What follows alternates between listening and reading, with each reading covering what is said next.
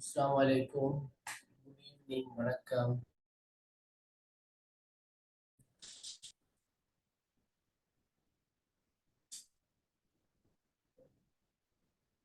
பேச தெளிவா இருக்கேன் நசீலா. Pause. தெளிவா கேக்குதானே? ஓ சார் கேக்குது சார். ஓ சார்.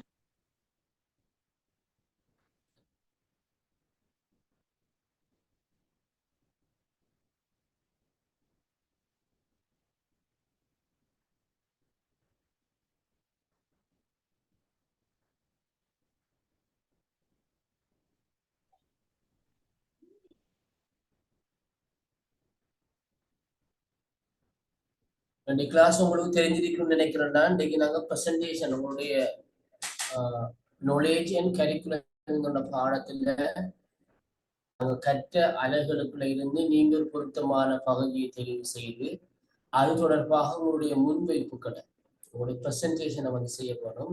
அதுக்குரிய புள்ளிகள் உங்களோட பல்கலைக்கழக நிர்வாகத்திலும் வழங்கப்படும். ரைட், அதை நாங்க பார்க்க போகின்றோம். அதுக்கு நீங்க உங்களை ஆயத்தப்படுத்தி கொண்டிருப்பீங்கன்னு நான் நம்புறேன். உங்களுக்கு தலைப்புகளை தனித்தனியாக தருவோம் என்று யோசிச்சேன் ஆரம்பத்துல. நான் நினைக்கிறேன் ஒரு சிலர் 3 பேர் மாத்திரம்தான் உங்களுடைய பெயர்களை மட்டும் பதிவிட்டிருந்தீங்க. அதனால இந்த தலைப்புகளை மற்றவர்களுக்கு என்ன செய்வது எங்களுக்கு பிரச்சனை ஒன்று ஏற்படும் என்பதால்தான் உங்களை நீங்க விரும்பி இணக்கப்பாட்டுக்கு நான் வந்திருந்தேன். அது நாங்க இன்னைக்கு கிளாஸ்ல ப்ரெசன்டேஷன் தான் நாங்க இன்னைக்கு படிப்பிக்கிற விஷயம் ப்ரெசன்டேஷன் தான். ரெண்டு கிளாஸ் நாங்க ப்ரெசன்டேஷன் தீர்மானிச்சிருக்கிறோம். அந்த தீர்மானித்ததுக்கு அமைவாக உங்களுடைய ப்ரெசன்டேஷன் நீங்க செய்யணும். இது மிஸ் பண்ணிட்டீங்கன்னு சொன்னால் ப்ரெசன்டேஷனுக்கான சந்தர்ப்பம்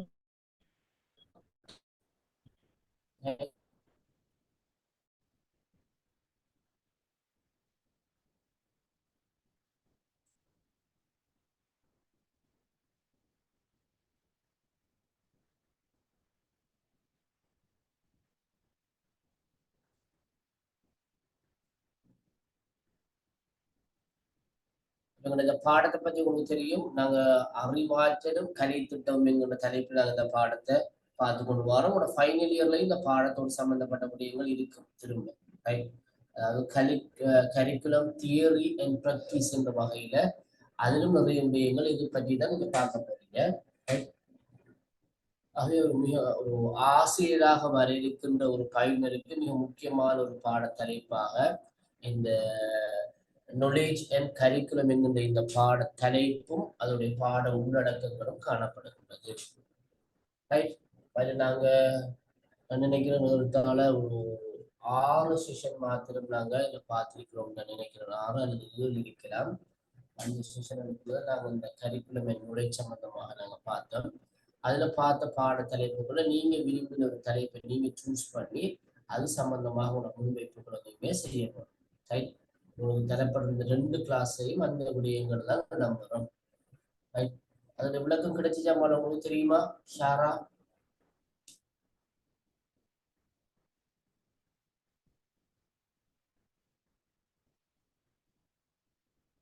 சார் இன்றைக்கே இது செய்யணுமா? எஸ், உங்களுடைய ஜூம்ல லிங்க்ல நீங்க பார்த்திருக்கலாம்லவா? இங்க எதுவும் தரப்பட்டிருக்கு தலைப்பு. இல்ல சார். இது ஜூம் இருக்குதானேமா? ஜூம் ஓ, லிங்க் அது லிங்க்ல என்ன போட்டிருக்கிறாங்க? presentation introduction to knowledge and curriculum. Right, இது ப்ரெசன்டேஷனுக்குரிய டைம் தான். கற்பித்தலுக்கான கிளாஸ் இல்லை. சம்பந்தமாக உங்களுக்கு ஒரு அறிவித்தலும் போட்டிருந்தேன்னா பகல் நேரத்துல போட்டிருந்தேன்னு நினைக்கிறேன். நான் ஆயத்தப்படுத்திக் கொள்ளுங்க.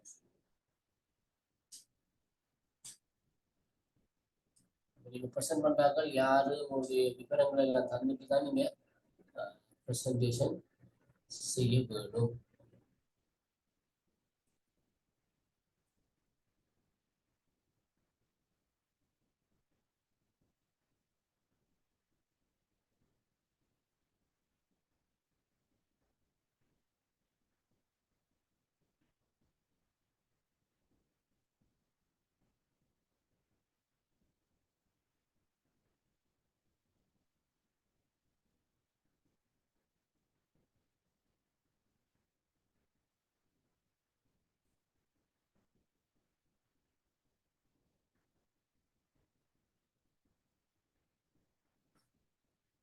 நீங்க எப்படி ஆயத்தம் அறிக்கலாம் என்ன மாதிரி?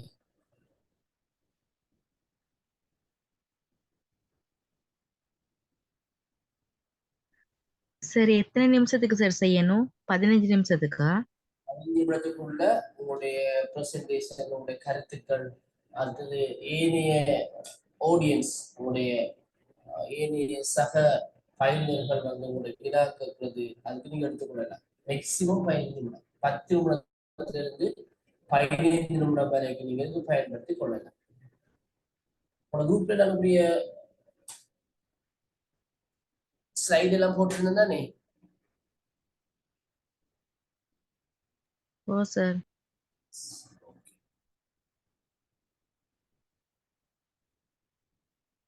நாங்க ஸ்டார்ட் பண்றது கூட ஒரு சின்ன விஷயத்தை நாங்க திரும்ப ஒரு ரீகேப் மாதிரி செஞ்சுட்டு வாரேன். பயத்தமாக இருந்து கொள்ளுங்க. நான் சொல்ற ஆள் வந்து நீங்க என்ன செய்யலாம், லைனுக்கு வந்து உங்களுடைய கருத்துக்களை வந்து நீங்க பகிர்ந்து கொள்ளலாம், உங்களுடைய முன்வைப்புகளை நீங்க செய்யலாம். சரியா? ஓகே. அதில் நாங்க முதலாவது அமர்விலேயே நாங்க பார்த்த மற்றும் கலை திட்டம் பற்றிய அறிமுகம், அறிவியல் என்றால் என்ன, அறிவாராய்ச்சியில் பிரிவுகள் சம்பந்தமாக பார்த்தோம். கலை திட்டம் என்றால் என்னவென்று பார்த்தோம். கலை திட்டம் ஏன் அவசியம் என்று பார்த்தோம். கலை திட்டத்தின் பார்த்தோம். அதை பார்த்தோம். கலை திட்டத்தின் பகுதியில் பார்த்தோம். கலை திட்டத்துடைய சிறப்பியல்களை பற்றி பார்த்தோம். அது கலை தயாரிக்கின்ற கவனத்தில் கொள்ள வேண்டிய விடயங்கள் சம்பந்தமாக நாங்க முதலாவது அமர்விலேயே கலந்துரையாடி இருந்தோம். சிலனே ஓகே. இத அறிவியல் என்றால் என்ன, அதாவது அறிவுசாரியல் எபிஸ்டமோலஜி என்றால் என்ன என்பது சம்பந்தமாக நாங்கள் முதலாவது பேசியிருந்தோம். அறிவுசாரியல் அல்லது எபிஸ்டமோலஜி சொல்றது அறிவை பற்றி பல்வேறு கோணங்கள்ல ஆராய்கிறது. அறிவது எவ்வாறு, நாங்கள் ஒன்றை எவ்வாறு நாங்கள் அறிந்து கொள்கின்றோம், புரிந்து கொள்கிறோம், விளங்கிக் கொள்கிறோம் என்பதை பல்வேறு கோணங்கள் ஆராய்கின்ற ஒரு துறையாக இந்த எபிஸ்டமோலஜி என்பது காணப்படுகிறது. இந்த எபிஸ்டமோலஜிங்கிற வார்த்தையானது ஷேர் ஆயிருக்க உங்களுக்கு ஸ்கிரீமால். ஓ சார். எபிஸ்டமோலஜிங்கிற வார்த்தையானது எபிஸ்டீம் மற்றும் லோகோஸ் என்கின்ற லத்தீன் மொழியிலிருந்து பெறப்பட்ட 2 வார்த்தைகளின் ஊடாக தோற்றம் பெற்றதுதான் எபிஸ்டமோலஜி அல்லது அறிவாராய்ச்சியல் அல்லது அறிவுசாரியல் சொல்கின்ற இந்த துறையாக காணப்படுகிறது. இது அறிவியல் அடிப்படையில் அமைந்த அறிவு மற்றும் அது பற்றி பேசுவது என்ற அர்த்தத்தை தருகிறது. அறிவையும் அறிவை பற்றி பேசுறது, அறிவை பற்றி ஆராய்வது என்பதை பற்றி ஒரு துறையாகத்தான் இந்த எபிஸ்டமோலஜி என்ற வார்த்தை காணப்படுகிறது. ஒரு பிரிவாகவும் அறிவினுடைய மூலங்களை ஆராயும் ஒரு துறையாகவும் இந்த அறிவியல் என்பது காணப்படுவதாக நாங்கள் முதலாம் கிளாஸ்ல வந்து நாங்க பார்த்திருக்கிறோம். சிதனே இந்த எபிஸ்டமோலஜி சம்பந்தமாகவும் நீங்க என்ன செய்யலாம், நீங்க ஒரு தலைப்பு எடுத்து அது சம்பந்தமாக உங்களுடைய கருத்துக்களை வந்து நீங்க சொல்லலாம், அது சம்பந்தமாக உங்களுடைய முன்வைப்புகளை நீங்க செய்யலாம். ரைட்? இது நாங்கள் அடுத்ததா பார்த்தா அறிவு என்பது உங்களை பற்றி புரிந்து கொள்வது அல்லது விழிப்புணர்வினை பெறுவதை குறிக்கிறது.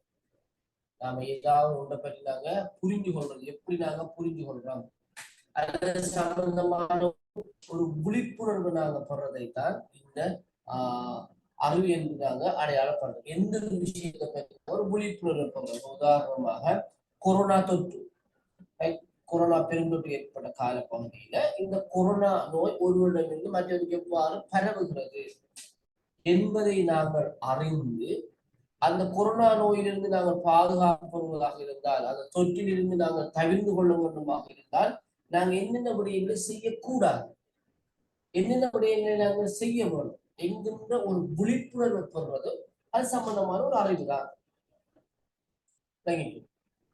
அதே மாதிரி இந்த மழை காலங்கள்ல பரப்புகின்ற டெங்கு நோய் சம்பந்தமான ஒரு விழிப்புணர்வு நாங்கள் எடுத்துக்கொண்டாங்க நாங்க சொல்லலாம். டெங்கு நோய்னா என்ன, எந்த வைரஸ் பரவுது, எந்த உயிரினத்துக்கூடாக எங்களுக்கு செலுத்தப்படுகிறது, அதனால் ஏற்படக்கூடிய பாதிப்புகள் என்ன, டெங்கு நோயிலிருந்து நாங்கள் எங்களை பாதுகாத்துக் கொள்வதற்கு நாங்கள் என்ன செய்ய வேணும், நீர்நிலைகளை அகற்ற வேணும், உணவு வலைகளை நாங்கள் பயன்படுத்த வேண்டும். அப்ப அந்த விழிப்புணர்வு சம்பந்தமான விஷயமும் இந்த அறிவு சம்பந்தமான அறிவாராய்ச்சி சம்பந்தமான விடயமாக காணப்படும்.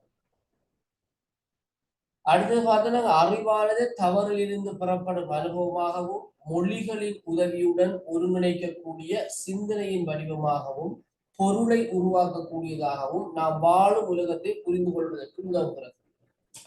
அறிவு எங்களுக்கு எந்த வகையில பயனுடையதாக இருக்குன்னு சொன்னால், நாங்கள் தவறிலிருந்து பெற்றுக்கொள்ளப்படுவது அனுபவமாக நாங்கள் ஒன்றை பிழையாக செஞ்சு அதனால ஏற்பட்ட பாதிப்பு, அதனால ஏற்பட்ட சிக்கல், அதனூடாக எங்களுக்கு ஒரு அனுபவம் கிடைக்கும். இனிமேல் நாங்கள் இவ்வாறு தான் செய்யப்படணும், இவ்வாறு செய்யக்கூடாது என்கிற ஒரு அனுபவம் கிடைக்கும்.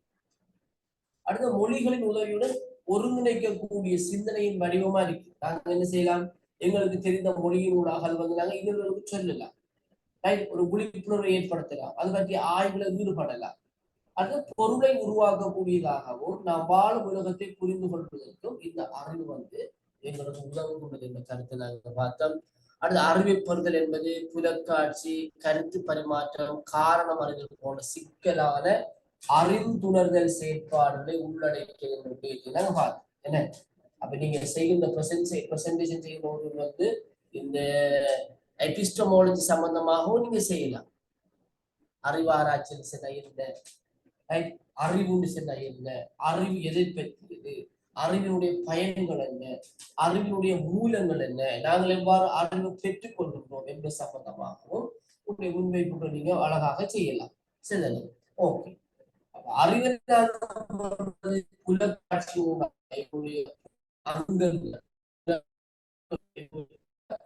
சூழல்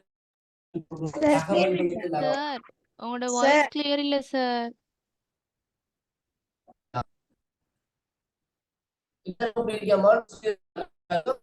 இல்ல சார், அப்பயும் அப்படிதான் இருக்குது. Sir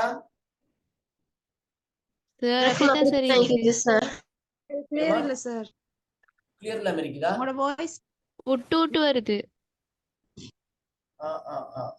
okay, 1 minute. 1 minute.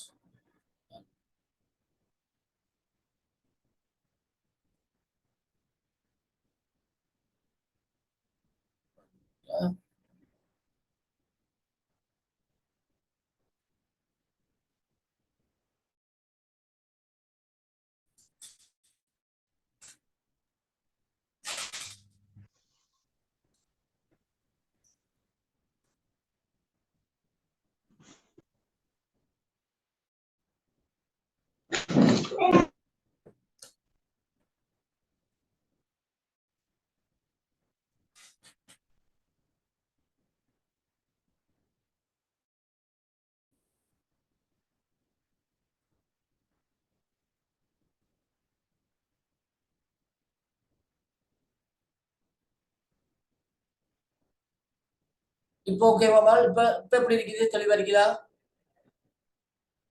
Okay sir. தெளிவா இருக்குது. தெளிவில்லாத நீங்க சொல்ல போனோம். விஷயத்துக்கு வருவோம். டே கிளாஸ்ல நாங்க வந்து பிரசன்டேஷன் தான் எங்களுடைய நாங்க பிரசன்டேஷனை பாக்குறதுக்கு தான் பிளான் பண்ணியிருந்தோம். இதுல பிரசன்டேஷன் செய்ய தயார் இல்லைன்னு சொல்றாங்க யார்? நாங்க தயாராக இல்லை அப்படி சொல்றாங்க. தயாராகல சார், சுகம் இல்ல எனக்கு. நானும் ரெடி இல்ல சார், ஸ்கூல் போறதால சிக்கலா இருந்தது.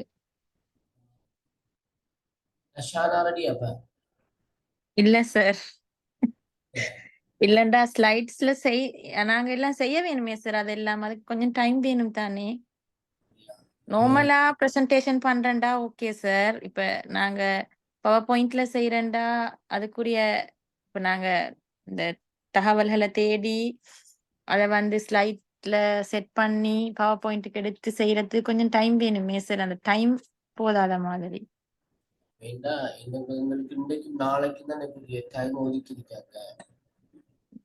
என்னடா சார், அந்த ஈவினிங் தானே போட்ட டைம்ல வந்து எங்களுக்கு நானும் கிளாஸ்ல இருந்தேன். அப்ப எனக்கு அதை அரேஞ்ச் பண்ணி கொள்றதுக்குரிய இது ஒன்றும் தெரியாது. முதலாவது சார் எங்களுக்கு நாங்க இன்னும் செஞ்சில்ல, நான் செஞ்சில்ல பிரசன்டேஷன் பவர் பாயிண்ட்ல. யாருமே செஞ்சில்ல சார், அதுதான் பிரச்சனை. இப்ப எங்களுக்கு பவர் பாயிண்ட்ல செய்யறது எங்களுக்கு ப்ராப்ளம் இல்ல சார். ஆனா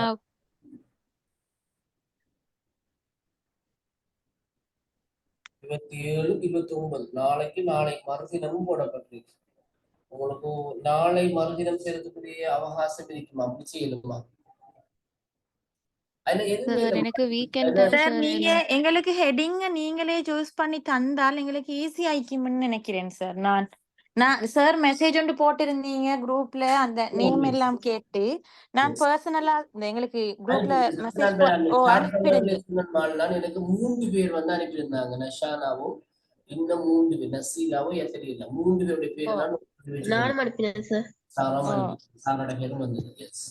ஓ அப்ப அதால எங்களுக்கு அந்த ஹெட்டிங் கொண்டு தந்தா ஈஸி ஆயிக்கும்னு நினைக்கிறேன். அந்த ஒரு அளவு உண்டு அப்ப எங்களுக்கு ஈக்கும் தானே சார். இவ்வளவு தான் நாங்க தகவல் தேடணும் அப்படின்ற ஒரு லிமிட் உண்டு. கண்டிப்பா அப்- கண்டிப்பா. ஓ அப்ப அது கொஞ்சம் இப்ப சார் எங்களுக்கு தந்தீங்கடா அதை நாங்க வச்சு அரேஞ்ச் பண்ணிக்கொள்ள இயலுமாகுமே சார். ஆமா, நாளை மறுதினம் 29ஆம் தேதி உங்களுக்கு அடுத்த டைம் தரப்பட்டு எனக்கு. மற்ற நாட்களும் வேற கிளாஸஸ் இருக்குது.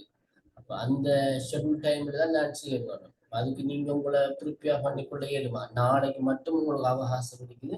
இன்னைக்கு நாங்க சம்பந்தமான ஒரு டிஸ்கஷன் கூட நான் உங்களுக்கு அதை மாதிரி கிளாஸ் நான் கொண்டு செல்லலாம். ஏன்னா எனக்கு வேற டாபிக் கொண்டும் படிப்பிக்க சொல்ல இல்லாம இந்த 2 செஷனையும் வந்து நீங்க ப்ரெசன்டேஷனுக்குரியதாக எடுத்து ப்ரெசன்டேஷனை பாருங்க, அதுக்குரிய புள்ளிகளை எனக்கு அனுப்பி வைங்கன்றதான் சொல்லியிருந்தாங்க. அதுக்குரிய ஆயத்தத்தோட தான் நான் இப்போது வந்திருந்தேன். ரைட். இப்போ உங்களுடைய நன்மை கருதி உங்களுடைய நிழலுக்காக என்ன செய்யலாம் சொன்னால் அது சம்பந்தமாக ஒரு தலைப்பா நீங்க சொல்ற மாதிரி தலைப்புகளும் உங்களுக்கு தரலாம். அதே போல இந்த தலைப்புகளை என்னென்ன விஷயங்கள் வர வேணுங்கிற ஒரு மேலோட்டமான ஒரு கருத்தை நான் தரலாம். நீங்க அது சார் சம்பந்தமாக ப்ரெசன்டேஷனுக்குரிய நீங்க அதை பெருசா யோசிக்க தேவையில்லை. நீங்க ஒரு ஒரு 5 அல்லது ஒரு 6 ஸ்லைட்ஸ் போதும். வேண்டாமா? ஒரு 5, 6 ஸ்லைட் மேக்ஸிமம் அவ்வளோ போதும். அதுக்குள்ள ஸ்லைடுகள் வரக்கூடிய மாதிரி நீங்க அரேஞ்ச் பண்ணி கொள்ளுங்க. ஏன்னா உங்களுக்கு மேக்ஸிமம் தரப்பட்ட நேரம் 15 நிமிடம் உங்களுக்கு. அப்போ ஒரு ஸ்லைடை பற்றி நீங்க காட்சிப்படுத்தி அதை விளங்கப்படுத்துறதுக்கு நாங்க 2 நிமிடங்கள் எடுத்தால் கூட 6 ஸ்லைடுக்கும் 12 நிமிஷம் வரும். அது 5 நிமிடம் 5 ஸ்லைடுக்கும் 10 நிமிடங்களாவது வரும். அது சம்பந்தமாக உங்களுடைய கருத்துக்கள், விளக்கங்கள், அடுத்த நேரங்கள்ல மற்றவர்களுக்கு கேள்விகளுக்கு பதிலளிக்கின்ற போது அது 15 மினிட்ஸ் தாராளமாக போதுமானதாக இருக்கு. அதை விட நீங்க சுருக்கிக் கொள்ளக்கூடாது. 10 நிமிடத்தை விட உங்களோட ப்ரெசன்டேஷனுக்குரிய நேரத்தை நீங்க சுருக்கிக் கொள்ளக்கூடாது. அப்ப நீங்க அதுக்கு ஏற்ற மாதிரி உங்களை வந்து நீங்க தயார்படுத்திக் கொள்றதுக்கு நீங்க இந்த இதை வந்து நீங்க பயன்படுத்திக் கொள்ள வேண்டும். அதுக்கு நான் சொல்றேன். சார் எப்ப சார் இது வேணும் ப்ரெசன்டேஷன் பண்ணணும்? எஸ், நாளை மறுதினம் 29ஆம் தேதி. சார் எனக்கு கொஞ்சம் சிக்கல் சார். வீக்கெண்டா okay sir. Week day school இருக்கிறதால சார் செஞ்சு கொடுறது கஷ்டமா இருக்கே சார்.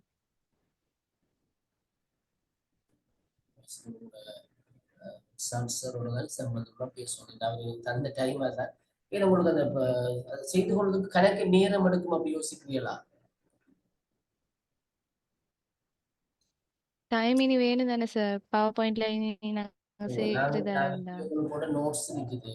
அதோட நீங்க நெட் இந்த சில தகவல்களை திரட்டி ஒரு ஒரு பிரீஃபாக ஒன்று எடுத்தாலே நீங்க போதும். கணக்கு அதை நீங்க யோசிக்க தேவையில்லை.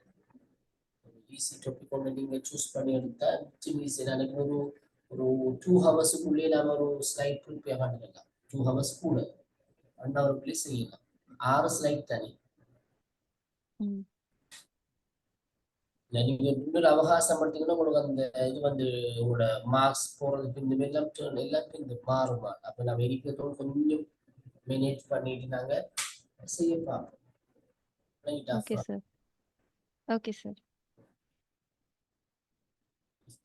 என்ன செய்வோம்? எங்கள்ட்ட இப்ப லெப் இல்லாட்டி நாங்க எப்படி செய்யறோம்? என்னமா லெப் இல்லாட்டி எப்படி செய்யறோம்? உங்களோட போன்ல நீங்க போட்டு செய்யலுங்க. நீ உங்களுக்கு அப்படி லெப்ட்ல போட்டு செய்யறதுக்கு வாய்ப்பு இல்லாட்டிமால் நீங்க ஏதாவது ஒன்று செய்து எனக்கு வாட்ஸ்அப் பண்ணினீங்கன்னு சொன்னா நான் அதை பார்த்துக்கொள்ளும். நீங்க ப்ரெசென்ட் பண்ணலாம். அப்படி செய்வாங்க சார். போன முறை செய்தாங்க. சரி சார். வாட்ஸ்அப்புக்கு நாங்க அனுப்புறோம் சொல்லி அனுப்பிட்டு அவங்க சும்மா அவங்க நோட் பண்ணி கையில வச்சுக்கொண்டு அவங்க அது சம்பந்தமான விளக்கங்களை வழங்கி இருந்தாங்க. நான் வந்து அதை வந்து ஸ்லைட்ல போட்டு அவங்களுக்கு காட்டியிருந்தேன். முடியுமானதை நீங்க அனுப்பினதுதான் சொல்லிட்டு அப்படி செய்யலாம். இது ஒரு அண்டர்ஸ்டாண்டிங் ஒன்று நாங்க செஞ்சு கொண்டு போறதுதான். சரியா ஷாரா? Okay sir. இஃப்தியா சொல்லுங்க. இஃப்தியாவுக்கு என்ன சிக்கலுக்குமா?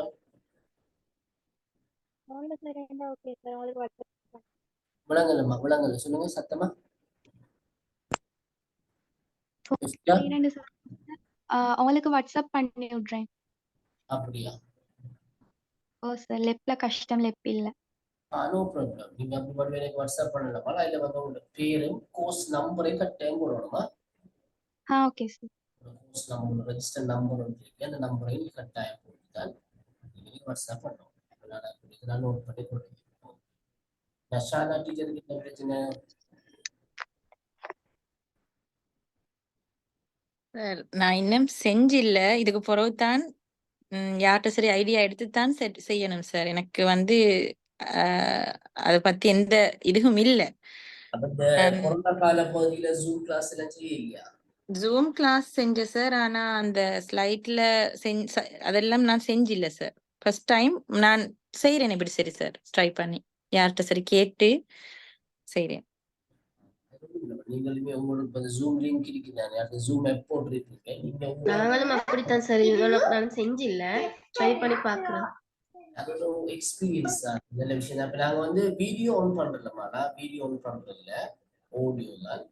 அடுத்தது வந்து வாய்ஸ் தான் வேற போகுது. அடுத்து வந்து நாங்க ஸ்கிரீன் ஷேர் பண்ணுவோம், அவ்வளவுதான். சைட வந்து நீங்க ஷேர் பண்ணிப்பீங்க, அவ்வளவுதான். சரிங்க. சங்கடப்படுத்த எங்களோட கொரோனா கால பகுதியில் எங்களோட கொலிஜ் வெரிஃபிகேஷன் பிள்ளைகள் வந்து அவங்க ப்ரெசன்டேஷன் செய்யவும் அவங்க வீடியோ ஆன் பண்ணி செய்வோம், கட்டாயப்படுத்திருந்தாங்க.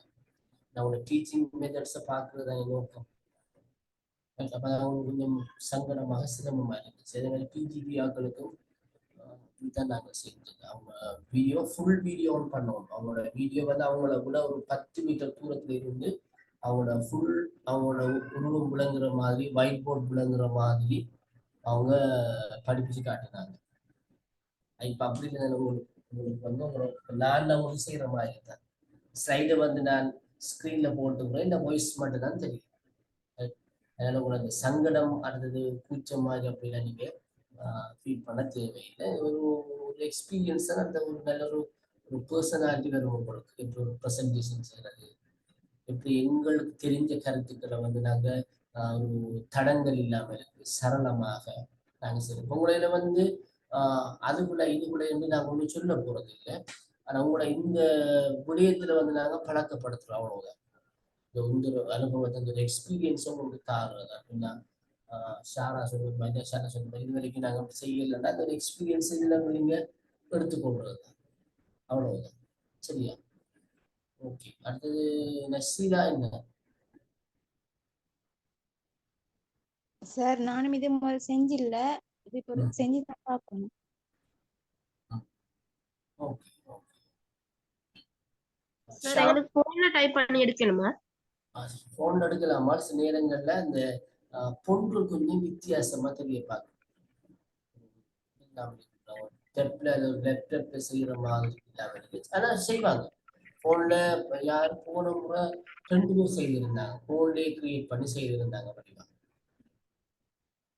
செய்யலாம், நோ ப்ராப்ளம். இந்த அதில் உண்ட மழைண்டா நல்ல உணவு போடணும். அந்த ஸ்லைட்ல வந்து இந்த கணக்க நோட்ஸ் மாதிரி நம்ம அடிக்கப்படாதாங்க, அந்த பாயிண்ட மட்டும் போட்டு கூட அந்த பாயிண்ட கரைக்கிறது தான் நாங்க, அவ்வளவுதான். அந்த பாயிண்ட போட்டுட்டு அந்த பாயிண்ட்ல கரைக்கிறது தான், அவ்வளவுதான். என்னால உங்களுக்கு காட்டுதானே, இந்த ஸ்லைட்ல பாருங்க, இந்த பாயிண்ட்ஸை மட்டும் தான் போகணும். பாயிண்ட்ஸை போட்டுட்டு இந்த பாயிண்ட்ஸ்ல வந்து நாங்க பேசுறது இல்லை. அப்ப நாங்க பக்கத்துல நோட் பண்ணி வச்சு கொள்ளலாம், எழுதி வச்சு கொள்ளலாம், அந்த புக்ஸ்களை வச்சு கொள்ளலாம். அதை வச்சு நாங்க பார்த்து சாதாரணமா நாங்க கரைச்சு.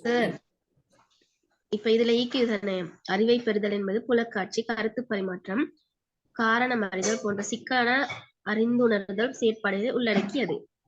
அதுல எங்களுக்கு வந்து புலக்காட்சி, கருத்து பரிமாற்றம் அதை விளங்கப்படுத்தணுமா? அப்படி அது உங்களுக்கு விளங்கப்படுத்தவா? சரி சார். இல்ல என்னமா இருக்கீங்க, அப்படி அதை விளங்கப்படுத்துறதா அணுகுங்க, அதை விளங்கப்படுத்தவா? இல்ல சார், எங்களுக்கு அப்படி விளங்கப்படுத்தலுமா இந்த ஹெட்டிங்ல இல்லாட்டி? Yes, okay okay. நீங்க இப்ப நீங்க இதை எப்படி எடுக்கல, இதுல நீங்க எடுக்கலாம். உதாரணமாக நீங்க போறீங்க அறுவை பெறும் வழிமுறைகளாக விளக்காட்சி கருத்து பரிமாற்றம் காரணமாக போன்ற காணப்படுகின்றன என்று நீங்க பாயிண்ட்ஸ்ல போடுவீங்க. போட்டுட்டு நீங்க பிரசன்ட் பண்ண சொல்லாமோ அறிவிப்படுறங்கிறது நாங்க சாதாரணமாக எங்களுக்கு அறிவு புலக்காட்சி மூலமா கிடைக்குது. அடுத்தது நாங்க இன்னொரு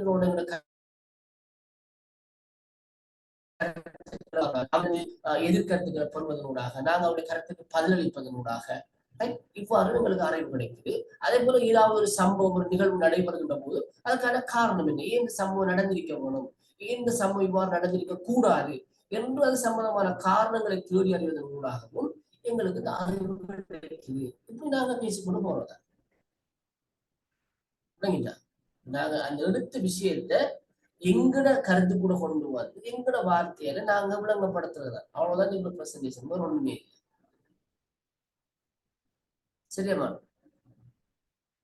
ஓகே சார். நீங்க இதுல பயப்பட தேவையில்லை, கூச்சப்பட தேவையில்லை, சங்கடப்பட தேவையில்லை. ஏதாவது தடங்கல்கள் பதட்டமாக இருந்தா நான் உங்களுக்கு ஹெல்ப் பண்றேன். No problem. சரி, நீங்க என்ன சொல்ல வாரீங்க, அடுத்து நீங்க எந்த விஷயத்தையும் சேர்த்து கொள்ளுங்க அப்படின்னு சந்தர்ப்பத்தில் நான் போன முறை சிலர் செய்தாங்க. கொஞ்சம் ஸ்லைட்ல சில விஷயங்கள் சேர்க்கல. அப்புறம் நான் உங்களுக்கு சொன்னேன், உங்களுக்கு அவகாசம் தாராளமாக நீங்க ப்ரெசென்ட் பண்ணுங்க.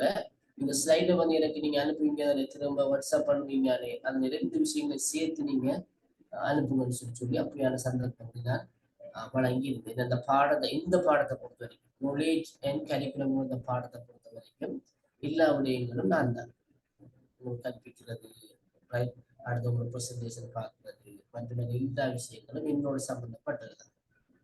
ரைட், அதனால நீங்க இதை பத்தி அவளையும் அச்சமும் கொள்ள தேவையில்லை. சரியோ? ஓகே. அப்ப நான் நீங்க தலைப்புகளை ஃபர்ஸ்ட் தரட்டாமா, உங்களுக்கு தரட்டா? ஓ சார், ஹெடிங்க தந்தா எங்களுக்கு ஈஸி ஆயிக்குமே, கொஞ்சம் தகவல்களை தேடிக்கொள்ளவும் ஏழுமே சார். எஸ். ஒவ்வொருத்தருக்கும் ஒரு ஹெட்டிங் மாதிரி.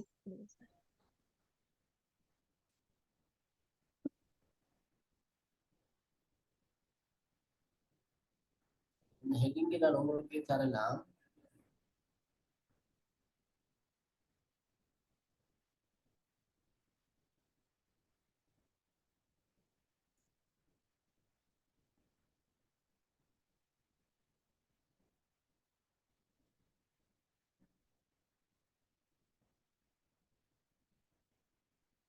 இப்ப நான் உங்கள்கிட்டயே கேட்கிறேன்,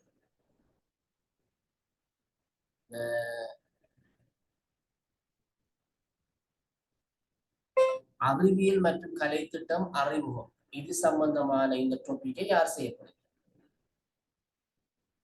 நீங்களே சொல்லுங்க. நான் உங்க வற்புறுத்தி தராமலுக்கு நீங்களே சொல்லலாம். அறிவியல் மற்றும் கலை திட்டம் ஃபர்ஸ்ட் கிளாஸ்ல நாங்க பார்த்தோம், முதலாவது அமர்வுல முதலாவது செஷன்ல நாங்க பார்த்த அந்த டாபிக்கை நான் எடுத்து செய்ய போறேன்னு சொல்லி யார் சொல்றீங்க? நான் செய்றேன் சார்.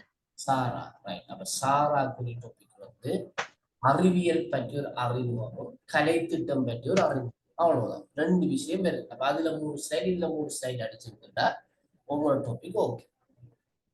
சரியா? ஓகே சார், அறிவியல் மற்றும் கலை திட்ட அறிமுகமே. அதை பத்தி அறிமுகப்படுத்தலாம். அவ்வளவுதான். அறிவியல் என்ன, ரைட், அதோடைய பகுதிகள் என்ன, எவ்வாறு அதை தோன்றிடுச்சு, அந்த விஷயம் நீங்க உங்களோட ஐடியாக்குள்ள சேர்க்கிறது. அதே மாதிரி கலை திட்டம் என்ன, கலை திட்டம் எப்போ தோன்றியது, அந்த விஷயங்களை நீங்க சொல்லலாம். சரியோ? அதே மாதிரி கலை திட்டத்தினுடைய அவசியம் அல்லது முக்கியத்துவம் சம்பந்தமாகவும் கலை திட்ட செயல்முறை சம்பந்தமாகவும் இத நான் செய்றேன். யாரு பேரு? நசீலா. நசீலா. சரி, சின்ன விஷயம் தான். கலை திட்டம் ஏன் அவசியம்? அப்ப நீங்க கலை திட்டம் ஏன் அவசியம் ஒரு தலைப்பு உங்களுக்கு தந்தா நீங்க டிரெக்டா கலை திட்டம் ஏன் அவசியம்ங்கிறதுக்கு வரல. நீங்க முதலாவது என்ன செய்யணும், கலை திட்டம் என்றால் என்னங்கிற ஒரு விளக்கத்தை நீங்க கொடுக்கவும் கொடுத்து போட்டுதான் கலை திட்டம் ஏன் அவசியம். ஏன்னா நீங்க ஒவ்வொரு தனித்தனி தானே செய்ய போறீங்க, தனித்தனி ஸ்லைட் தானே. அப்ப நீங்க உங்களோட நசீலோட ஸ்லைட அந்த ப்ரெசன்டேஷன் ஒரு பெர்ஃபெக்டா இருக்கும். அப்ப கலை திட்டம் என்றால் என்னங்கிறது விளக்கத்தை நீங்க கொடுத்துட்டு கலைத்திட்டம் ஏன் அவசியம் என்பதையும் கலைத்திட்ட செயல்முறை எவ்வாறு இடம்பெறுகிறது இன்புட் ப்ரோசஸ் அவுட்புட் நாங்க பார்த்திருக்கிறோம். அந்த விளக்கத்தை நீங்க கொடுத்தா போதும். அப்போ ஒன்லைன் 2 ஸ்லைட் அடிச்சாலே 6 ஸ்லைட் வந்துடும். கிளியரா நசீலா? ஓ சார். ஓகே.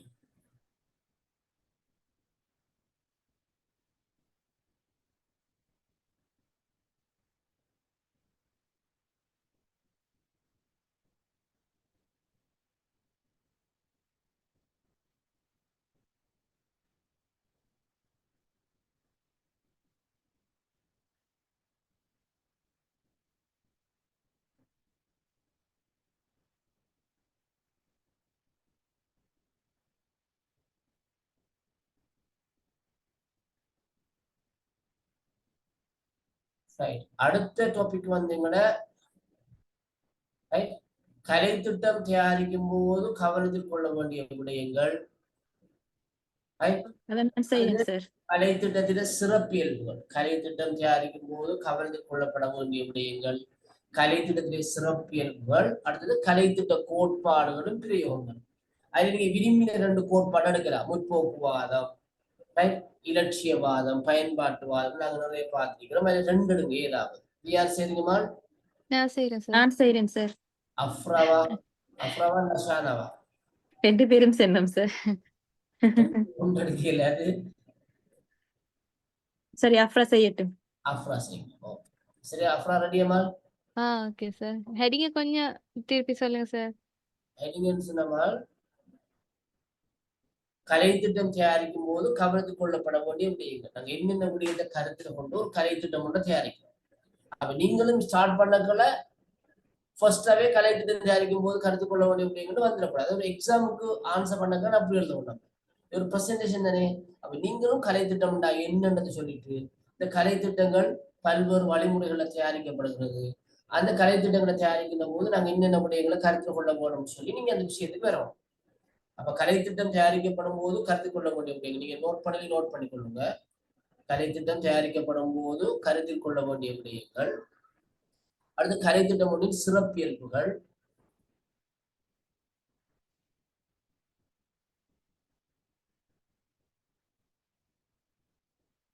கோட்பாடுகள் சொன்னீங்க சார். அடுத்து கலைத்திட்ட கோட்பாடுகளும் பிரயோகங்கள்ல நீங்க விரும்பின கோட்பாடுகள் 2. முற்போக்குவாதம் இருக்குது, இலட்சியவாதம் இருக்குது, பயன்பாட்டுவாதம் இருக்குது. நீங்க விரும்பின 2 கோட்பாடு எடுங்க. Okay sir. ஓகேவா? அப்ப 3 பேருடைய பிரச்சனையை தீர்த்தாச்சு. யாரு?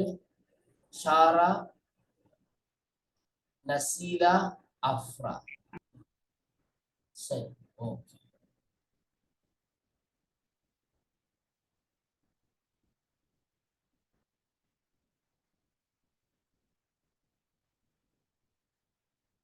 அடுத்த தலைப்பு ஈஸி தலைப்பு தான். நஷானா கொடுக்க போறோம் அந்த தலைப்பு. நஷானா எடுக்கிறீங்களா அந்த தலைப்பை?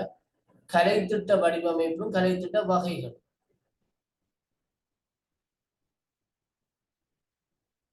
நஷானா? சார், நான் எடுக்கிறேன். அப்ப பாடமைய கலைத்திட்டம், மாணவ மைய கலைத்திட்டம். நீங்க எடுக்க வேண்டியதா பாடமைய கலைத்திட்டம், மாணவ மைய கலைத்திட்டம். பாடமைய கலைத்திட்டம், மாணவ மைய கலைத்திட்டம்.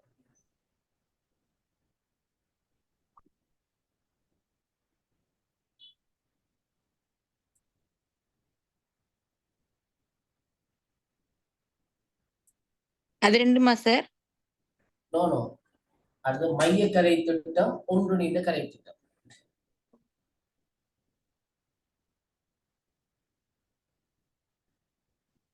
மைய கலைத்திட்டம், ஒன்றிணைந்த கலைத்திட்டம்.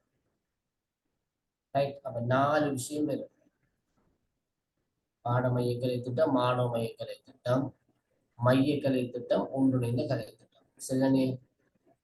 எஸ். அடுத்த ஆள் யார் இருக்கீங்க? சார். ஷாமலி. ஷாமலிக்கும் அதனோடு தொடர்பான நீங்க மறைக்கலை திட்டம், முறைசார் கலை திட்டம், முறைசாரா கலை திட்டம். Okay sir. மறை கலை திட்டம் ஒன்றுமால் அந்த முறைசார் கலை திட்டம், முறைசாரா கலை திட்டம், அது பிரச்சினை மைய கலை திட்டம். 4 விஷயம். இது நாளே விளக்கப்படுத்தணுமா சார்? எஸ், அப்ப நீங்களும் கலை திட்டம் என்றால் என்னன்னு சொல்லிட்டு கலை திட்டங்கள் பல வடிவங்கள்ல வகைகள்ல காணப்படுது. அது இந்த 4 வகைகளையும் பார்க்க போறோம்னு சொல்லிட்டு நீங்க அந்த 4 நீங்க பிரசன்ட் பண்ண சரி, சரியா? ஓகே. அப்ப அது கலை திட்டம் உதாரணமா மறைக்கலை திட்டம்னா என்ன, ஒரு பாடசாலையில் இந்த மறைக்கலை திட்ட செயற்பாடு நடக்குது, மறைத்திட்ட கலை திட்டத்தினுடைய நன்மைகள் என்ன, மறைக்கலை திட்டத்தில் காணப்படும் சவால்கள் என்ன, எல்லாம் சொல்லலாம். அது நீங்க சும்மா கழிச்சு கொண்டு போறதா பாயிண்டா போகும். சரியா? Okay sir. ஷாமலி பார்த்தாச்சு. அடுத்தது யார் இருக்கிற? இஃப்தியா. சார் எனக்கு தர என்னமா? எனக்கு தரல சார் ஹெடிங். எஸ் எஸ், இஃப்தியாவுக்கு தான் அடுத்தது ஹெடிங் தரப்படுறாங்க. ரைட்.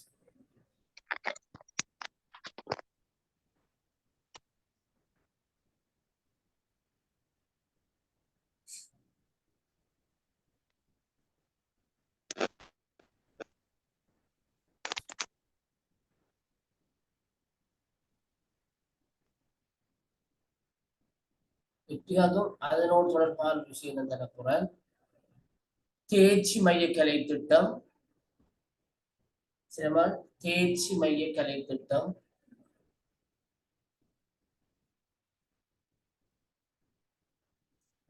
செயல்முறை கலை திட்டம், கற்றற்பேறு அடிப்படையிலான கலை திட்டம். தேர்ச்சி மைய கலை திட்டம், செயல்முறை கலை திட்டம், கற்றற்பேறு அடிப்படையிலான கலை திட்டம். இது 3 தான் உங்களுக்கு.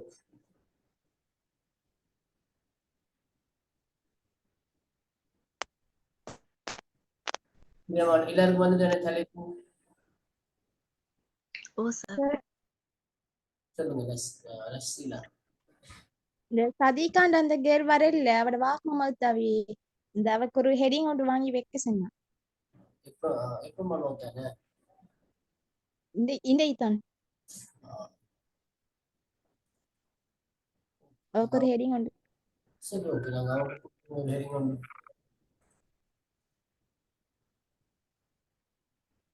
அவருக்கு நாங்க கொடுக்க போறோம் கலை திட்ட அணுகுமுறைகள்ல கொடுக்க போறோம். Okay sir. அணுகுமுறை சரி, நோட் பண்ணி கொடுங்க. சரி சார். நடத்தை சார் அணுகுமுறையும்,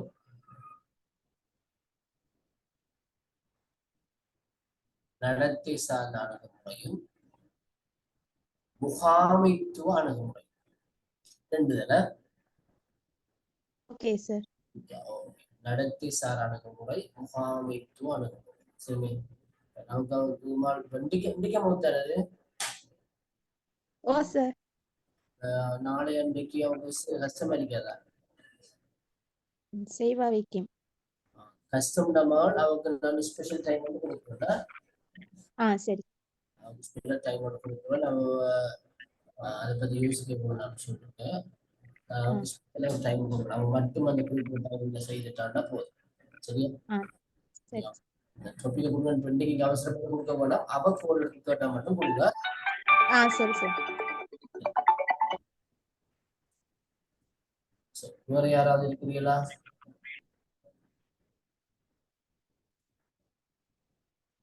உணவு என்னமா போந்தானே? சரிதானே எல்லாரும்?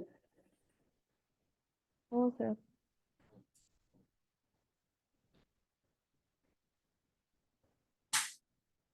உங்களுக்கு ஒரு சின்ன ஒரு ஒர்க் ஒன்று நான் தரப்போறேன். அந்த ஒர்க்கு தான் நீங்க ரெடி ஆகுங்க. டிஸ்கஸ் பண்ணி சொல்ல போற விஷயம் தானே, வேற ஒன்றுமே இல்லை.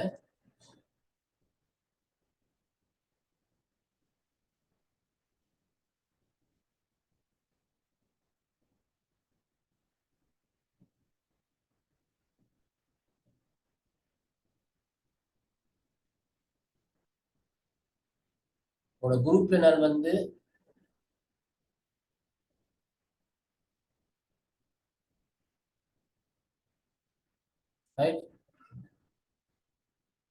செஷன் 2 சொல்லி ஒரு ஸ்லைட் போட்டிருக்கிறேன், நீங்க பார்க்கலாம். அதுல கலைத்திட்ட கொள்கைகள் சம்பந்தமாக சில விஷயங்களை போட்டிருக்கிறேன். எனக்கு நீங்க ஒரு பிரீஃபா ஒரு விஷயத்தை சொல்லணும். இந்த கட்டுருவாக்கவாத கலை திட்டம்னா என்ன, நீங்க என்ன விளங்குறீங்க? கட்டுருவாக்கவாத கலை திட்டம் மற்றும் இலட்சியவாத கலை திட்டம். கட்டுருவாக்கவாத கலை திட்டம், இலட்சியவாத கலை திட்டம். இது சம்பந்தமாக நீங்க என்ன கருதுறீங்க என்றதை நீங்களே சொல்லணும். உங்களுக்கு ஒரு 10 மினிட்ஸ் டைம் தரும், 10 நிமிஷம் நேரம். 7:55 8:05 உங்களோட கருத்துக்களை கேட்பேன். நாங்களுடைய பிரசன்டேஷனுக்கு தானே நாங்கள் தயாராக இருந்தோம். உங்களோட அந்த டிஸ்கஷன் உங்களோட நன்மைக்காகவே நான் அந்த விஷயத்தை அப்படியோ ஒழுங்குபடுத்துறேன்னா சினிமா விளைங்க நஷாலா.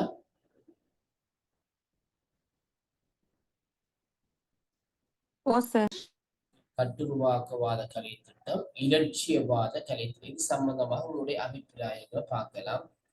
நீங்க நெட்லையும் சர்ச் பண்ணி பாருங்க. நானும் ஒரு சைட்லையும் போட்டிருக்கிறேன், அதையும் பாருங்க. பார்த்துட்டு ஒரு 10 மினிட்ஸ் நாங்கள் சந்திப்போம். 8:05 சந்திப்போமா? ஓகே.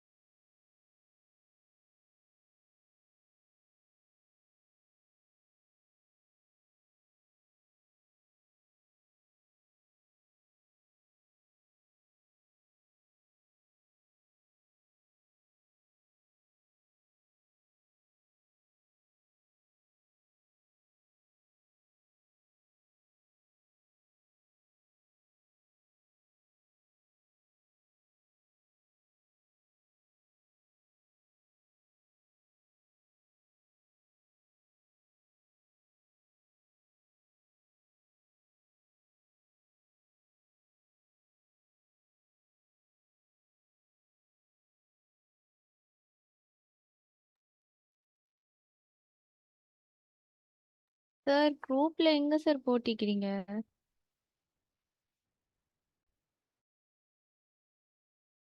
யார்கிட்டயும் இருக்குதா?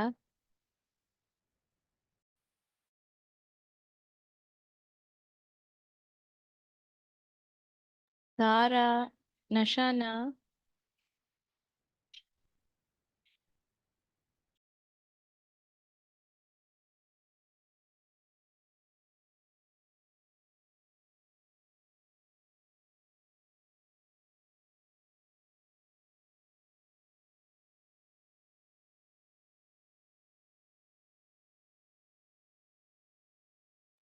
குரூப்ல போட்டு இல்ல ஆஃப்ரா. ஓ ஆனா சார் இப்ப போட்டதா சொன்னாங்களே. அதான் நானும் பார்த்தேன், என்ன போட்டு இல்லையே. ஓ அப்புறம் நான் குரூப்ல இப்ப 3 பிடிஎஃப் ஷேர் பண்ணிக்கிறேன். கொஞ்சம் அதுல பாருங்க. அதுல நான் பார்த்த மாதிரி கண்டேன். கட்டுருவாக்கம்ன்றது இருந்த மாதிரி கொஞ்சம் பாருங்க. ஓகே.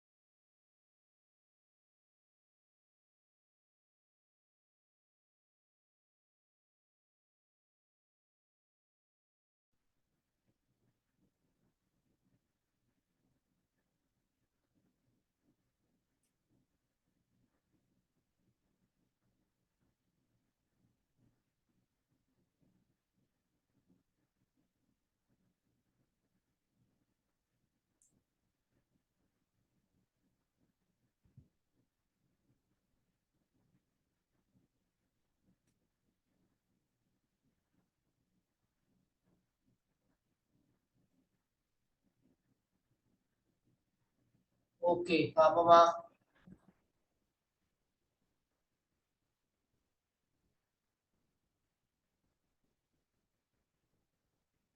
Sir yes.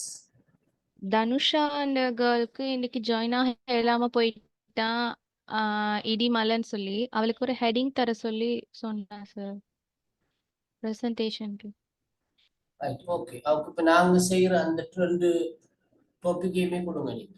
கட்டுருவாக்கவாதமும் இலட்சியவாதமும். Okay sir.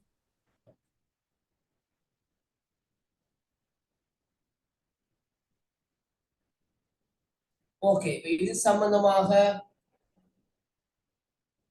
அடுத்து சொல்லக்கூடிய ஆக சொல்லுங்க. தஷானா ஏதோ ஒன்று ரெடியா இருக்குன்னு சொல்றீங்க பாப்போம்.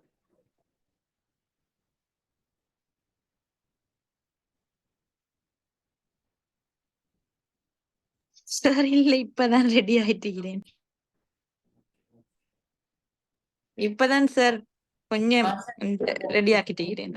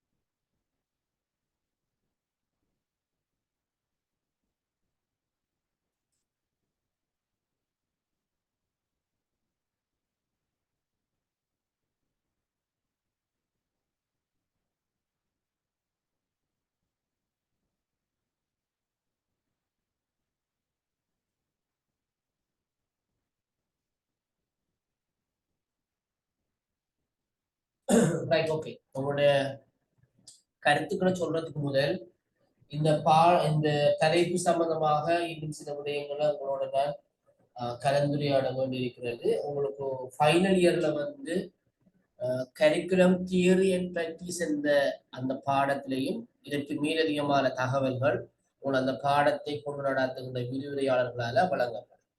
இருந்தாலும் இந்த கலைத்திட்ட மாதிரிகள்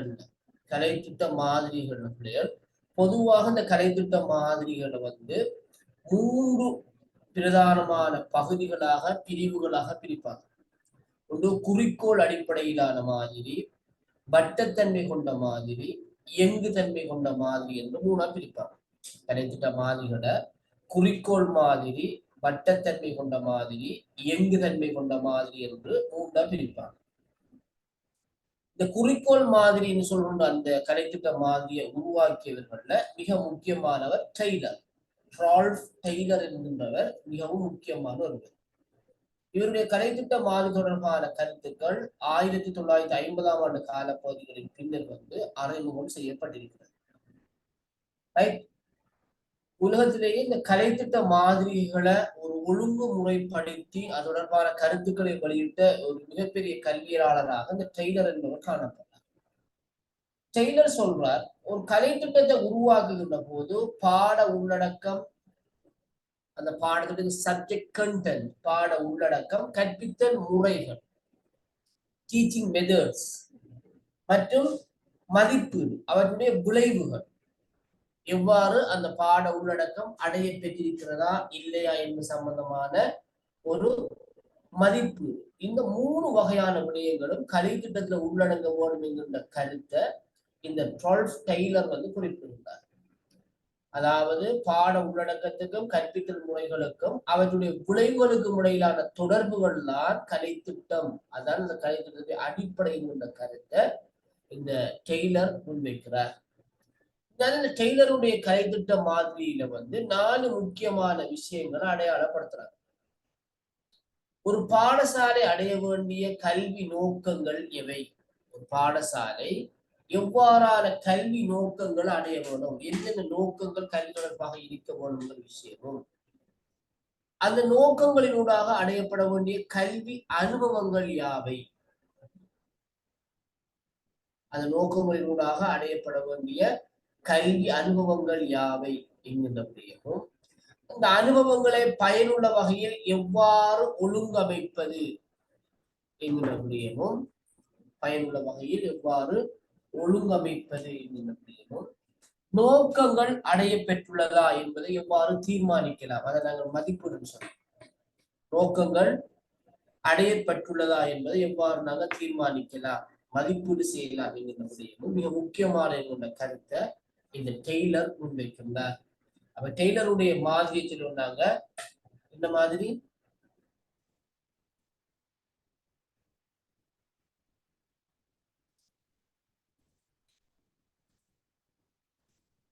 என்ன மாதிரி,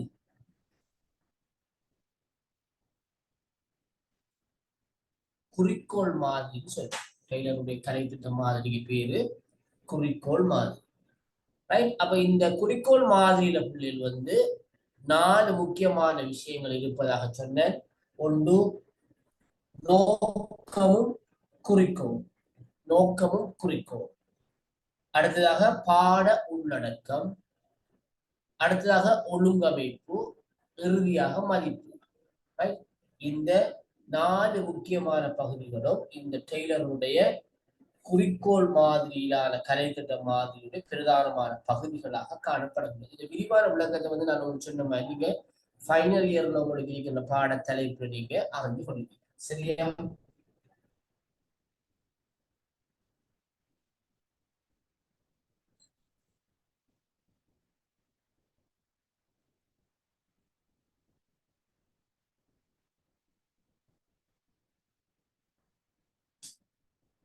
இதுலேயும் குறிப்பாக இந்த நோக்கங்களையும் குறிக்கோள்களையும் தீர்மானிக்க 5 முக்கியமான மூலாதாரங்களை கருத்தில் கொள்ள வேண்டும் என்கிற கருத்தை டெய்லர் குறிப்பிடுறார். அந்த 5 மூலாதாரங்களை வேண்டாம். ஒண்ணு கற்பவர், யாரு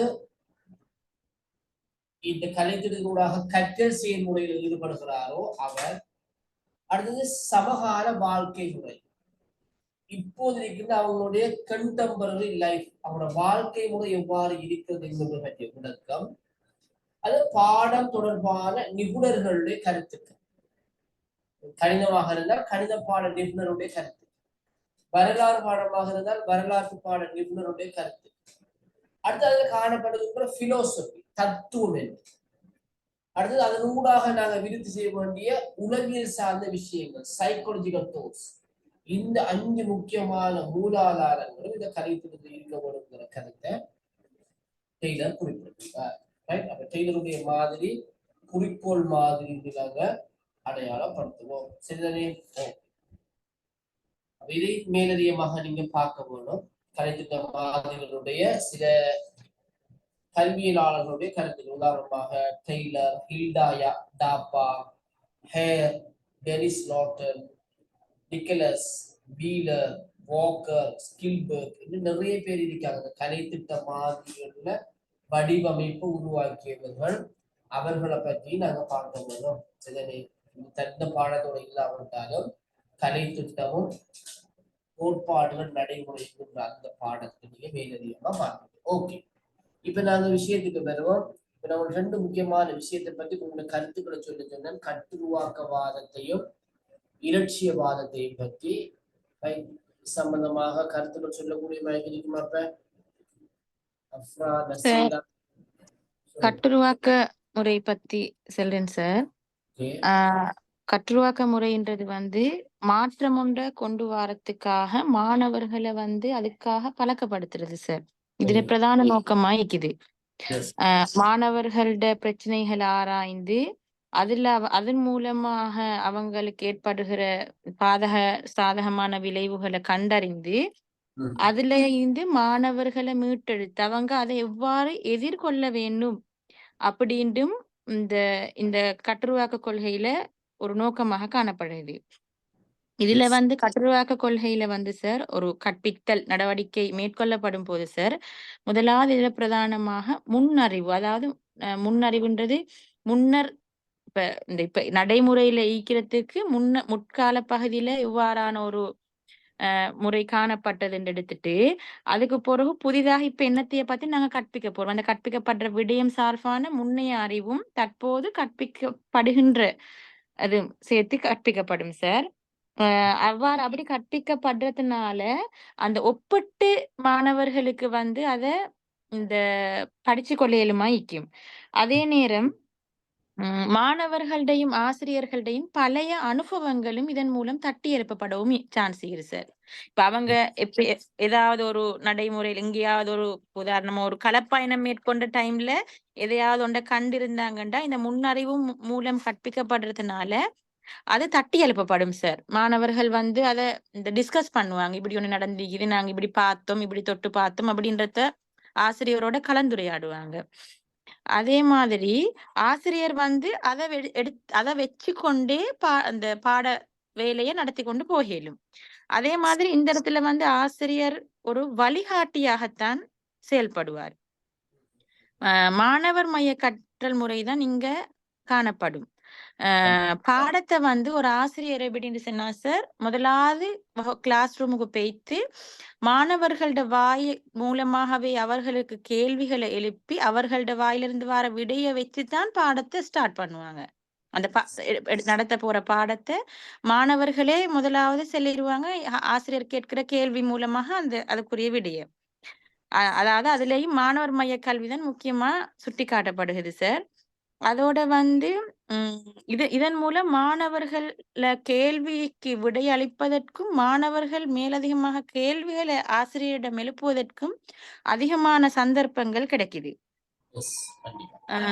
அதே மாதிரி பாட இறுதியில வந்து மிக முக்கியமாக மாணவர்கள்ட்ட ஃபீட்பேக் கேட்கப்படும் சார். அது எப்படி பாடம் தெளிவா விளங்கிச்சா, அந்த பாடத்துல ஏதாவது டவுட் சீக்குதா, இல்ல உங்களுக்கு மேலதிகமா உங்கள்ட்ட தகவல்கள் என்னமாலும் ஈக்குதா அப்படின்ற ஒரு ஃபீட்பேக் வந்து இந்த கட்டுருவாக்க முறை கற்பித்தல் அந்த முறை மூலம் ஆசிரியர்களால மாணவர்கள்ட்ட கேட்கப்படும் சார்.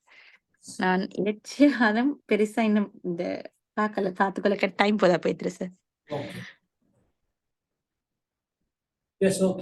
சிறப்பானது. அதாவது கட்டுருவாக்க மாதிரின்னு சொல்வது அமெரிக்காவில அறிமுகம் செய்யப்பட்ட 1950களில் அறிமுகம் செய்யப்பட்ட ஒரு மாதிரியாக காணப்படுகிறது.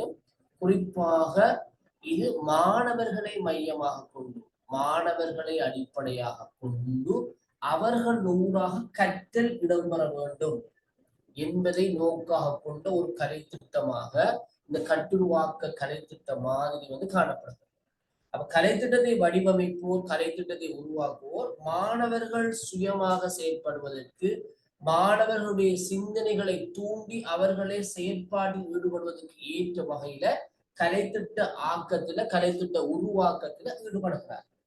அப்ப இங்கு வந்து ஆசிரியர்கள் ஒரு வழிகாட்டியாக ஒரு வசதிப்படுத்தினராக இருந்து மாணவர்களை ஒரு கற்றல் செயற்பாட்டின்பால் தூண்டுகின்ற செயல்முறைக்கு அவர்களை உள்ளாக்குகின்ற பொறுப்பினை மாத்திரம் வகிக்க, மாணவர்களை செய்து பார்த்தல், கண்டறிதல், பகுத்தாராய்தல், கலந்துரையாடல் என்பவற்றின் மூலமாக அவர்களே சுயமாக கற்றுக்கொள்வதை அடிப்படையாக கொண்ட கலைத்திட்ட உள்ளடக்கங்கள் இங்கு பிரதானமானதாக காணப்படுகிறது.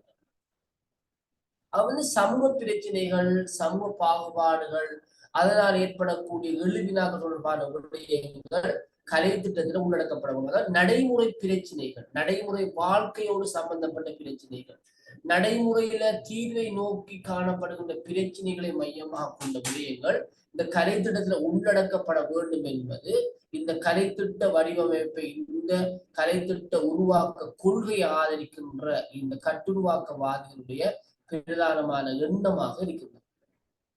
ரைட்? நீ சொன்ன மாதிரி மாணவர்களை செயல்பட தூண்டுகின்ற, மாணவர்களுடைய செயற்பாடுகளுக்கு முக்கியத்துவம் வழங்குகின்ற, மாணவருடைய கருத்துக்களுக்கு முக்கியத்துவம் வழங்குகின்ற ஒரு கலைத்திட்ட உள்ளடக்கத்தை வலியுறுத்தக்கூடியதாக இந்த கட்டுருவாக்க மாதிரி காணப்படுகிறது. இதில் காணப்படுகிற ஒரு பலவீனமான கருத்து, அது ஏற்றுக்கொள்ள முடியாத கருத்தாக இருந்தாலும் ஒரு பலவீனமான கருத்து என்று சொல்லி பார்த்தோம் சொன்ன அந்த முறையில் காணப்படும் பலவீனம் என்று சொன்னால் ஆசிரியருடைய செயற்திறன் காலப்போக்குல குறைவடைந்துவிடும். ஆசிரியர்களை இனி வகுப்பறைக்கு தேவையில்லை. மாணவர்களே தங்களுக்கு தேவையான விடயங்களை சுயமாக கற்று கலந்துரையாடி புதிய விடயங்களை கண்டுபிடித்து பிரச்சனைகளுக்கான தீர்வுகளை தாங்களே முன்வைத்து அவர்களை கற்றுக்கொள்வார்கள் என்கின்ற ஒரு நிலை ஏற்பட்டு விடுமோ என்கின்ற ஒரு அச்சம் இருக்கின்றது. ஆனால் உண்மையிலே அவ்வாறான ஒரு நிலை காணப்படவில்லை. இன்று வரைக்கும் நாங்க அவ்வாறான ஒரு நிலையை நாங்க எதிர்கொள்ளல. ஆசிரியருடைய முக்கியத்துவம் குறைய போறதில்ல, ஆசிரியருடைய பணி குறையுது, அவ்வளவுதான். ஆசிரியருடைய பணி குறைகிறது. இது சேர்க்கணும்னா குறைத்து விடுங்கிறது ஒரு தேவையில்லாத ஒரு அச்சமே தவிர, என்னால் சமூகத்தில் பல்வேறு புதிய புதிய பிரச்சனைகள் உருவாகி கொண்டே வருகிறது. சமூக மாற்றம் விரைவாக இடம்பெறுவதன் காரணமாக புதிய பிரச்சனைகளை சமூகம் எதிர்கொண்டே வருகிறது. அதனால அது தொடர்பான கற்றலுக்கு மாணவர்களை தூண்ட வேண்டிய பொறுப்பு ஆசிரியரிடம் தொடர்ந்து இருந்து கொண்டே இருக்கிறது.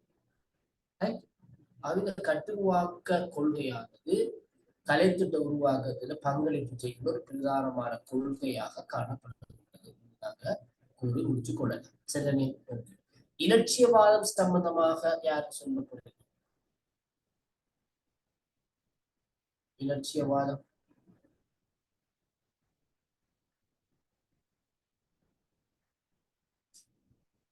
ஒருவருக்கு சந்தர்ப்பம்.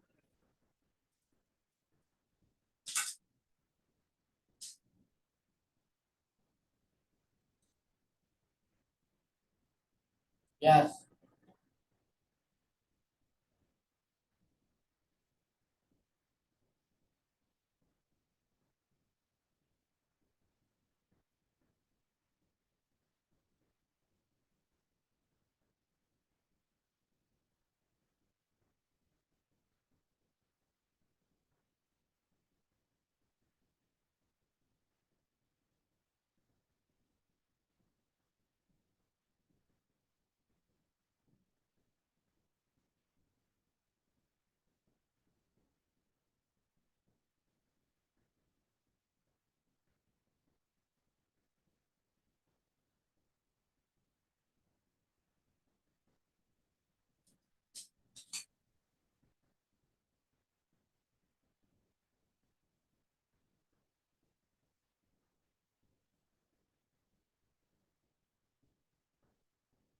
அது நீங்க பெருசாக யோசிக்க தேவையில்லை பிள்ளைகள். அதாவது கலைத்திட்ட ஆக்கத்துல பங்கு பெறுபவர்கள், கலைத்திட்ட உருவாக்கத்துல பங்கு பெறுபவர்கள், அந்த கலை திட்டமும் கலை திட்டத்தின் உள்ளடக்கமும் ஒரு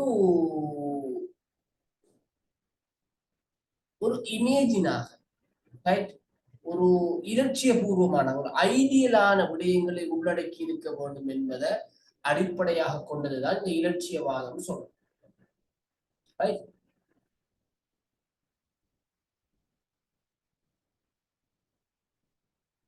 அப்ப இந்த இலட்சியவாத கலை திட்டத்துடைய ஆரம்ப கர்த்தாவாக நம்பப்படுபவர் பிளேட்டோ. பிளேட்டோ தான் இதனுடைய ஆரம்ப கர்த்தாவாக நம்பப்படுகிறார். அவர் உடல் விருத்திக்குரிய நடவடிக்கைகள்ல இருந்து கலை திட்டம் ஆரம்பமாகிறது என்ற கருத்து சொல்கிறார். நாங்கள் எங்களுடைய உடலை ஆரோக்கியமாக வைத்திருப்பதன் மூலமாகத்தான் எங்களுடைய ஆன்மாவை நாங்கள் சுறுசுறுப்பாக வைத்திருக்கலாம் என்கின்ற கருத்தை அந்த பிளேட்டோடைய சிந்தனைகளினூடாக நாங்க பார்க்கலாம். உறுதியான உடலில் தான் உறுதியான உள்ளம் தோன்றுகின்றது. உளவிருத்திக்கு கணிதம், தர்க்கம் போன்ற பாடங்கள் அவசியம். உளப்பின்னடைவுகள் கணித பாடத்தினால் நீக்கப்பட முடியும். ரைட்? கணிதம் தான் விஞ்ஞானங்கள்ல அரசு என்று இந்த எங்களுடைய உளம் சார்பான நுண்ணறிவு சார்பான விடயங்களுக்கு அதிக முக்கியத்துவம் கொடுக்கின்ற ஒரு கருத்தாக இந்த இலட்சியவாதம் காணப்படுகின்றது. அதே போன்று இசையும் இலக்கியமும் மனதை பலப்படுத்தக்கூடியது. அதே போல தெளிவாக கற்பித்தல், சிக்கலின்றி கற்பித்தல், ஆளுமை விருத்திக்குரிய கல்வி, அறிவை செயற்பாடுகள், பண்பாட்டு மேம்பாடு போன்றவற்றை இந்த இலட்சியவாத கலை திட்டம் வலியுறுத்துகிறது. குறிப்பாக நாங்க சொல்ல போனால் இந்த இலட்சியவாத கலை திட்டத்துல ஆசிரியருக்கு மிக உன்னதமான ஒரு இடம் காணப்படுகிறது. அதை கணிதம் கற்பிக்கின்ற ஆசிரியர்களுக்கும் இசை, நடனம், சங்கீதம் போன்ற விடயங்களை கற்பிக்கின்ற ஆசிரியர்களுக்கும் ஒரு உன்னதமான இடம் காணப்படுகிறது. ஆகவே ஒரு இலட்சியபூர்வமான வகையில இந்த கலை திட்ட உள்ளடக்கம் அமைந்திருக்க வேண்டும். அது மனிதனுடைய ஆன்மா விருத்திக்கு தேவையான அடிப்படைகளை கொண்டதாக இருக்க வேண்டும் என்பதை இந்த இலட்சியவாத கலை திட்டத்துடைய அடிப்படைகள் கொண்டு காணப்படுகிறது. அவ்வளவுதான். சரி, உங்களுக்கு இந்த தலைப்புகள் தரப்படுகின்ற போது கூட நீங்கள் இது இன்னும் சில விடயங்களை தேடி கண்டறிந்து அதை நீங்கள் சேர்த்து ஒரு முன்வைப்பு செய்தால் சிறப்பானதாக இருக்கும். சரிதானே? Right, okay. இதில் நாங்கள் பார்த்தது ஏதாவது தலைப்புகள் உங்களுக்கு விளங்காமல் அப்படி இருக்காங்களே, இருக்கிற நேரத்துக்குள்ள நாங்கள் அதையும் பார்த்துட்டு முடிச்சு கொள்ளலாம்.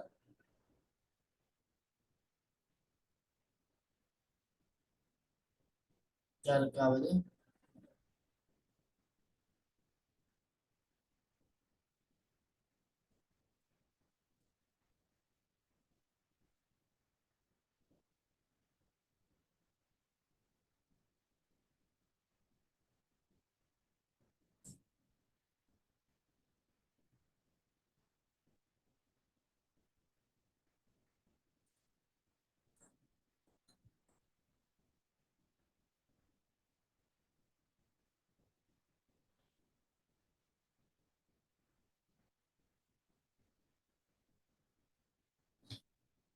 சொல்லுங்க. இதோட இன்னொரு தலைப்பை நாங்கள் டிஸ்கஸ் பண்ணிட்டு நாங்க இந்த பாடத்தை நிறைவு செய்யலாம்.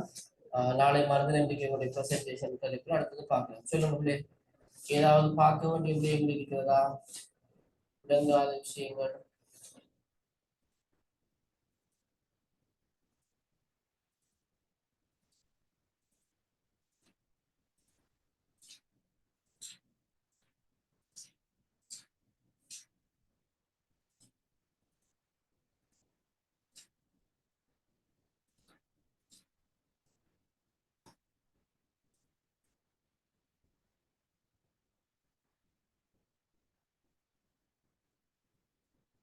இப்ப நாங்க பின்பற்றுகின்ற கலை திட்டம் மாதிரி எந்த வகையில சொல்லுங்கப்பா?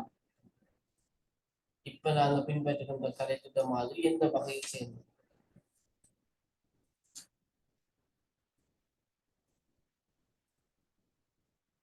எந்த வகை?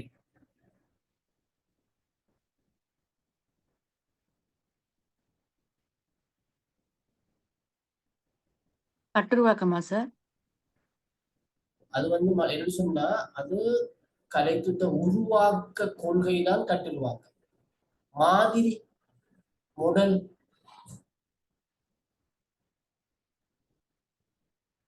வகைகள் கலை திட்ட வகைகள். அது என்ன வகை? தேர்ச்சி மையமா, செயல்முறையா, பிரச்சனை அடிப்படையா கொண்டதா, கட்டுப்பொரு அடிப்படையா கொண்டதா, எதை கொண்டு எதை அடிப்படையா கொண்டதா? தேர்ச்சி மையம் தானே சார்? இப்ப நாங்க பின்பற்ற 2007ஆம் ஆண்டிலிருந்து வந்ததுதான் தேர்ச்சி மையம். இப்ப நாங்க பின்பற்ற 2015ஆம் ஆண்டுக்கு பிறகு கற்றற்பேறு அடிப்படையிலான மாதிரி. கற்றற்பேறு அடிப்படையிலான லேர்னிங் அவுட்கம்ஸ் மாதிரியை தான் நாங்க இப்போது பின்பற்றோம். சரிம்மா, நீங்க சொல்ற இந்த கட்டுருவாக்க மாதிரி, இலட்சிய மாதிரி, இருத்தறியல் மாதிரி சொல்றதுன்னு சொன்னால் அது கலை திட்டத்தை உருவாக்குறார்கள் எந்த கொள்கை அடிப்படையில உருவாக்குறாங்க? கலை திட்டத்தை உருவாக்குறார்கள் எந்த கொள்கை கோட்பாட்டை மையமாக கொண்டு மனதில் கொண்டு ஒரு கலை திட்டம் ஒன்றை வடிவமைக்காதங்கிறது தான் இலட்சிய மாதிரியோ அல்லது கட்டுருவாக்க மாதிரியோ இருத்தறியல் மாதிரியோ அல்லது பயன்பாட்டுவாத மாதிரியோ எதுவோ இருக்கலாம். இப்ப நம்ம இந்த கலை திட்டங்கள் நடைமுறைப்படுத்தப்படுகின்ற போது என்ன வகையாக அது நடைமுறைப்படுத்தப்படுது? தேர்ச்சி மையத்தை கொண்டா அல்லது செயல்முறை அடிப்படையாக கொண்டா, கட்டற்பொரு அடிப்படையாக கொண்டா, குறிக்கோள் அடிப்படையாக கொண்டாங்கிறதால் அந்த வகைகள். அது இப்ப நாங்க பின்பற்றுவது வந்து கட்டற்பொரு அடிப்படையிலான கலை திட்டத்தை நாங்கள் இப்போது பின்பற்றுகின்றோம். சரி, ஓகே.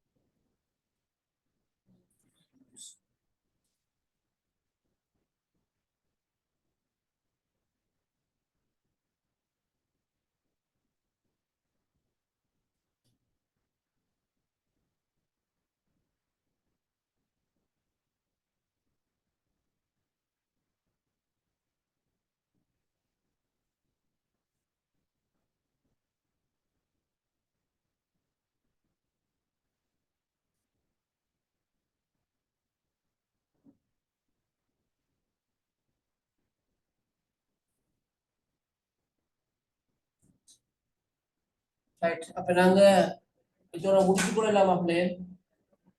அன்னைக்கு உங்களோட பிரசன்டேஷனுக்குரிய ஆயத்தம் தான் எதிர்பார்க்கப்பட்டது. நீங்கள் ஆயத்தம் இல்லைங்கிறதுனால நாங்கள் இன்னொரு விஷயத்தை நாங்கள் பார்க்கிறோம். தரப்பட்ட தலைப்புகள் எல்லாத்தையுமே நாங்கள் நிறைவு செய்துட்டோம். உங்களுடைய முன்வைப்புகளுக்காகத்தான் 2 நாட்கள் ஒதுக்கப்பட்டிருந்தது. இன்றைய நான் உங்களுக்கு இந்த தலைப்புகளை தந்திருக்கிறேன். தலைப்புகள் சம்பந்தமாக நீங்க கலந்துரையாடலுக்கு ஆயத்தமாகணும். நம்ம மீண்டும் தரப்பு குறிப்புகளை சொல்றேன்னா ஒவ்வொருவரும் நீங்க தனித்தனியாகத்தான் முன்வைப்புகளை செய்ய வேணும். ரைட்? நீங்கள் ஆக கூடுதலாக இந்த முன்வைப்புக்காக எடுத்துக்கொள்ள வேண்டிய நேரம் 15 நிமிடங்கள். அதே நேரம் 10 நிமிடங்களுக்கு குறைவாக நீங்க முன்வைப்பு செய்ய முடியாது. 10க்கும் 15க்கும் இடைப்பட்ட நேரத்தை வந்து நீங்க பயன்படுத்தி கொள்ள வேணும். உங்களுக்கு தரப்பட்ட அந்த தலைப்புல நீங்கள் நிறைய விடயங்களை தேடி ஆராய்ந்து ஒரு 6க்கு மேற்படாத வகையில் ஸ்லைட்களை வந்து தயாரிச்சு அதை நீங்கள் முன்வைப்பு செய்யலாம். ஸ்லைட்களை தயாரிக்கிறதுக்கான லேப்டாப் அல்லது டெப் வசதி இல்லாதவர்கள் ஒரு ஏதோ ஒரு வழிமுறையில நீங்க தயாரித்து உடனடியாக நீங்க எனக்கு அதை ஒரு PDF ஃபார்மேட்டா மாற்றி வாட்ஸ்அப் பண்ணுவீங்கன்னு சொன்னால் நீங்கள் ப்ரெசென்ட் பண்ணக்குள்ள நான் அதை வந்து உங்களுக்கு காட்சிப்படுத்துவேன். அல்லது நீங்கள் ப்ரெசென்ட் பண்ணி கொண்டிருக்கிறால் நான் அதை வந்து பார்வையிடுவேன். என்னுடைய ஃபோன்ல கிடக்கு நான் வந்து நான் பார்த்துக்கொள்வேன். இந்த விஷயங்கள் போய்கொண்டிருக்கிற விஷயத்தை பார்ப்பேன். சரி, இதுல ஒருவர் ப்ரெசென்ட் பண்ணுற போது மற்றவர் கண்டிப்பாக அவர் ப்ரெசன்டேஷனை வந்து அப்சர்வ் பண்ணணும், அவதானிச்சு கொண்டிருக்க வேணும். சந்தேகங்களை நீங்க கேட்டு தெளிவுபட்டுக் கொள்ளலாம். உங்களுடைய கருத்துக்களையும் நீங்கள் அந்த ப்ரெசன்டேஷன் முடிவில் வந்து நீங்க சொல்லலாம், கட்டாயம் சொல்லலாம். ரைட்? அப்ப இந்த ப்ரெசன்டேஷன் முடியும் வரைக்கும் அனைவரும் நீங்க தொடர்பு லைன்ல நீங்க இருக்கத்தான் வேணும். ரைட்? அப்ப நான் உங்களுக்கு ஸ்லைட்ல போட்டு கலந்துரையாடிய விடயங்களோட மட்டும் உங்களோட ப்ரெசன்டேஷனை வந்து நீங்க சுருக்கி கொள்ளலாம் இருக்கு. அது சம்பந்தமாக நீங்க மிக ஆழமாக இன்னும் பல விடயங்களை நீங்க தேடி ஆராய்ந்து உங்களுடைய ஸ்லைடுகள்ல வந்து நீங்க உள்ளடக்கி கொள்வீர்களாக இருந்தால் இன்னும் உங்களுக்கு அதிகமான புள்ளிகளை பெற்றுக் கொள்ளக்கூடிய வாய்ப்புகள் இருக்கிறது. சரி, அடுத்தது நீங்க அந்த கவரேஜ் பிரச்சனை அல்லது சிக்னல் வருவது இந்த காரணங்களை நீங்க இந்த ப்ரெசன்டேஷனுக்காக நீங்க சொல்ல முடியாது.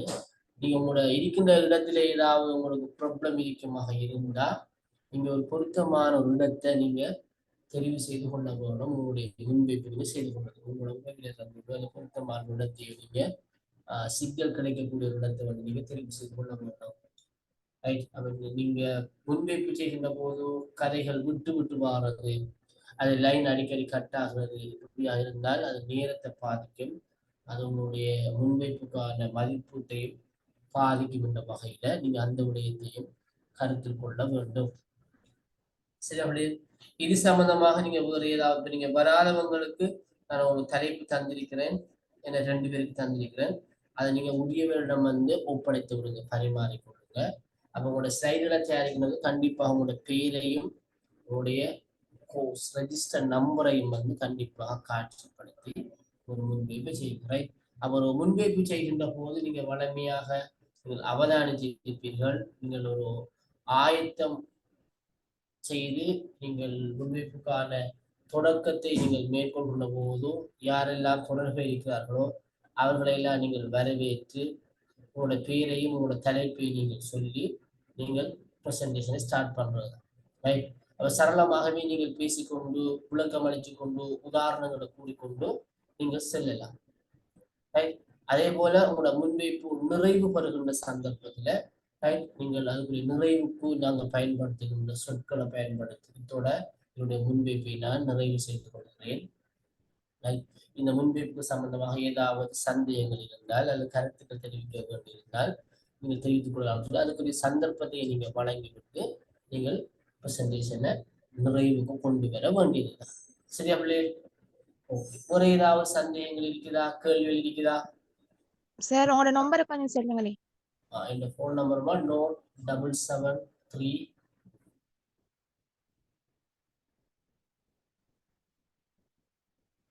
நோட் 773 983 983 145. Thank you sir. நோட் 773 983 145. சரியா? ஒரு ஏதாவது சம்பந்தமான கேள்வி இருக்கா பிள்ளைய?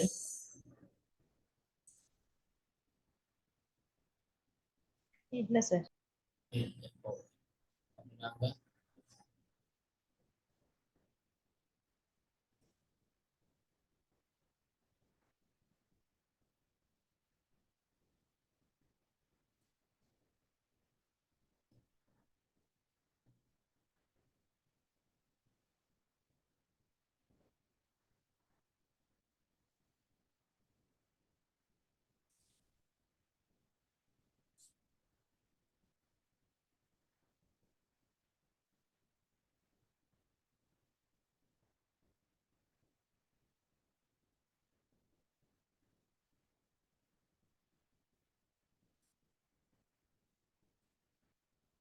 ஒயிட் போர்டில் கொஞ்சம் லேசாக காட்டிருக்கிறேன் பாருங்க. நோட் 773 983 145. ஓகே. அப்போ இந்த கிளாஸ் நீங்கள் கடந்து கொண்டு எல்லோருக்கும் நன்றிகளை கூறி உடைய இன்ஷா அல்லாஹ் நாளை மறுதினம் நாங்கள் ஒரு ப்ரெசன்டேஷனோட சந்திப்போம். அதுக்கு முன்னரே நீங்கள் உங்களுக்கு வாட்ஸ்அப் பண்ணுவர்களாக இருந்தால் வாட்ஸ்அப் பண்ணி கொள்ள வேணும். ரைட். எல்லோரும் வாட்ஸ்அப் பண்ண தான் போகணும். உங்களுக்கு அந்த ஸ்டெப் வசதி இல்லாதாக்கள் முன்கூட்டியே வாட்ஸ்அப் பண்ணி கொடுங்க. ஸ்டெப்பை செய்யறாக்க நீங்க ப்ரெசன்டேஷன் செஞ்சு விட்டு பிறகு நீங்க அந்த ஸ்லைடை நீங்க எனக்கு வாட்ஸ்அப் பண்ண போகணும். சரியா? ஓகே. நன்றிகள். அஸ்ஸலாமு அலைக்கும். குட் நைட்டா. வலைக்கும் சலாம் சார்.